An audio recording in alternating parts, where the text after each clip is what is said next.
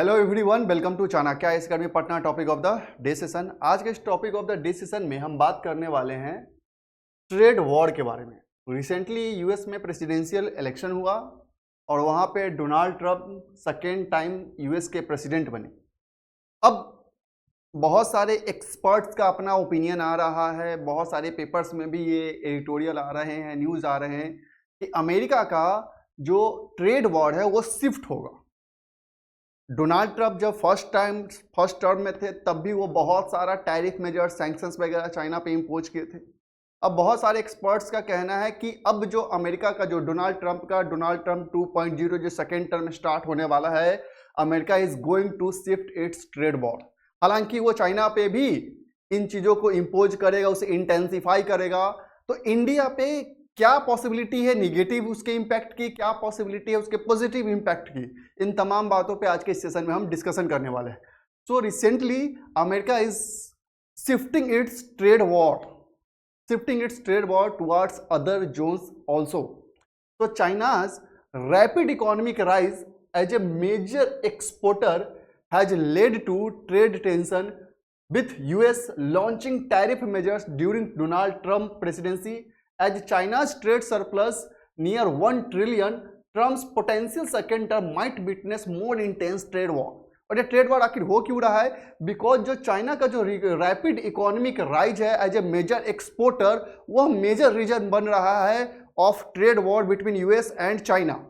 क्योंकि चाइना का और यूएस का जो ट्रेड है वो चाइना के सरप्लस में है, और वो भी थोड़ा बहुत सरप्लस नहीं है, 1 ट्रिलियन का सरप्लस है। सो इस चीज को रोकने के लिए जो ट्रंप एडमिनिस्ट्रेशन है during first time also in second term also is going to impose more tariffs and more intensify this trade war.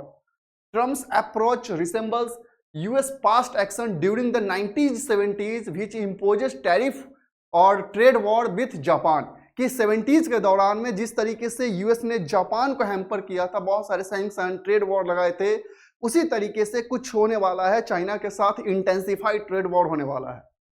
तो while Trump's focus on China might have indirectly benefit India due to its regional position. कि ये जो अगर ऐसा कुछ होता है तो कहीं ना कहीं इनडायरेक्ट बेनिफिट जो है वो इंडिया को होने वाला है, क्योंकि अगर यूएस सैंक्शन लगाता है चाइना पे तो बहुत सारे ऐसे ग्लोबल लेवल पे जो मार्केट होंगे वो वैकम हो जाएंगे, और इंडिया के लिए यह कह सकते हैं गोल्डन अपॉर्चुनिटी होगा कि उन वैकम मार्केट को वो फिल कर सके।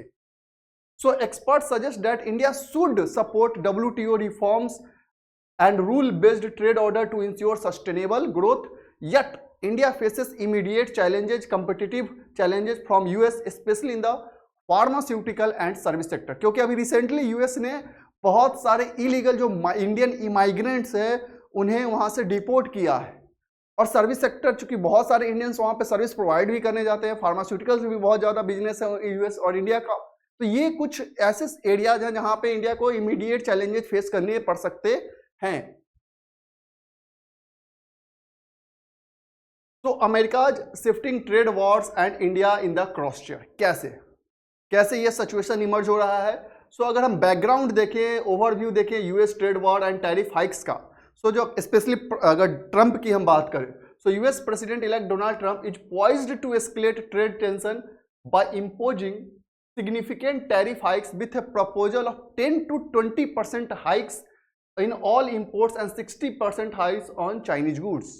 कि जितने भी वो इंपोर्ट करते हैं उन पे ओवरऑल 10 to 20% के रेंज में टैरिफ हाइक होने वाले हैं, जबकि चाइनीज गुड्स पे यह 60% होना है।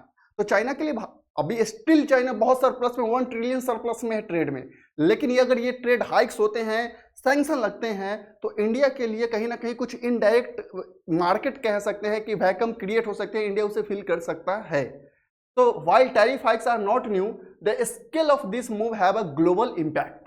ऐसा नहीं है कि पहली बार टैरिफ लग रहा है और ये कोई नया एजेंडा है, लेकिन इसका जो स्केल होगा वो काफी ज्यादा हाई होने वाला है।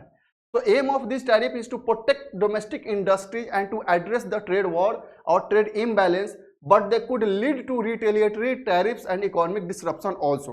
कि इसका ओवरऑल एक सिंपल एम यही है कि जो डोनाल्ड ट्रंप का जो शुरू से ही कह सकते हैं जो पॉलिसी रहा है बाय अमेरिकन और हायर अमेरिकन का, कि डोमेस्टिक मार्केट्स को वो प्रोटेक्ट करना चाहते हैं, डोमेस्टिक जो उनके बिजनेसमैन उनको प्रोटेक्ट करना चाहते हैं। So past tariff have primarily targeted China, Mexico and Canada. However, the experts believe that India might become the next target.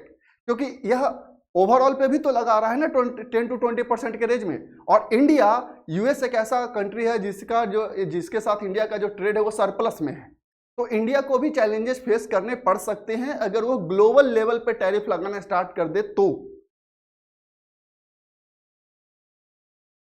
Potential impact on India क्या हो सकता है? So if the Trump administration intensified trade friction, India में faces negative consequences also.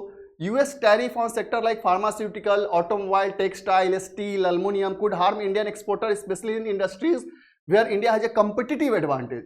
India's trade surplus with 35.3 billion could also be affected. This surplus could attract attention from US.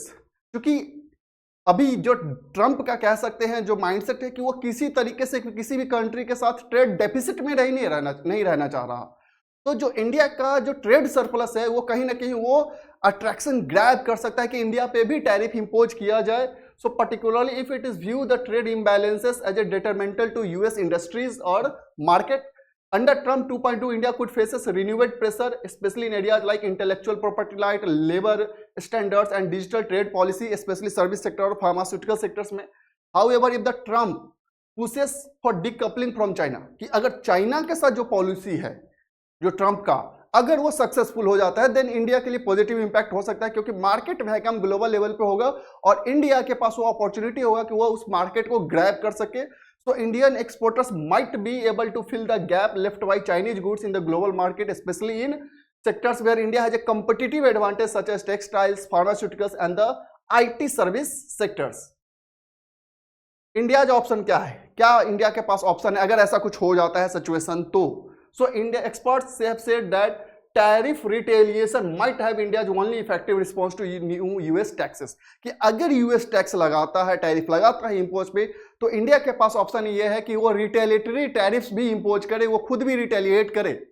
This approach worked when India imposed tariffs on US agriculture products in retaliation for US steel and aluminum tariff, resulting in settlement under the Biden administration. जैसा कि खुद Joe Biden का administration जिस समय वो president थे तो उन्होंने जो टैरिफ लगाया था कह सकते हैं स्टील प्रोडक्ट्स पे या जो भी प्रोडक्ट्स पे और प्रोडक्ट्स पे लगाया था, उस समय इंडिया ने यूएस के एग्रीकल्चर प्रोडक्ट्स पे टैरिफ लगाए थे। तो कहीं ना कहीं यह एक इसी तरीके का रिटेलिटरी अप्रोच इंडिया को रखना पड़ेगा। ऐसा नहीं है कि उसे ग्लोबल लेवल के मार्केट का सिचुएशन का इंतजार करना पड़ेगा, उसे रिटेलिटरी अटैक्स करने पड़ेंगे, ऐसा एक्सपर्ट्स का कहना है। So China has become India's largest trading partner, surpassing US, and India's trade with Russia has increased significantly with a goal reaching of 100 billion by 2030. हालांकि ये तो हो रहा है, लेकिन हम जो दूसरे कंट्रीज है उनके साथ हम ट्रेड डेफिसिट में, चाइना के साथ ट्रेड डेफिसिट है, लेकिन यूएस ट्रेड सरप्लस पार्टनर है। तो इंडिया चाहेगा कि अधिक से अधिक और ट्रेड हो ताकि वो सरप्लस में हो। So this growing trade relation provide India with opportunities for diversification and economic growth beyond its dealing with US. So ये जो सिचुएशन इमर्ज होने वाला है कहीं ना कहीं इंडिया को एक वाइडर अप्रोच का गोल्डन अपॉर्चुनिटी देने वाला है। न्यू मार्केट्स जो वैकम होंगे उन्हें ग्रैब करने का अपॉर्चुनिटी दे रहा है। सो यूएस प्रेसिडेंट जो डोनाल्ड ट्रंप सेकेंड टाइम बन रहे हैं, तो अब ये देखने वाला स्थिति होगा कि ग्लोबल लेवल पे कैसा इकोनॉमिक कंडीशन और मार्केट इमर्ज होता है। So that's all, thank you.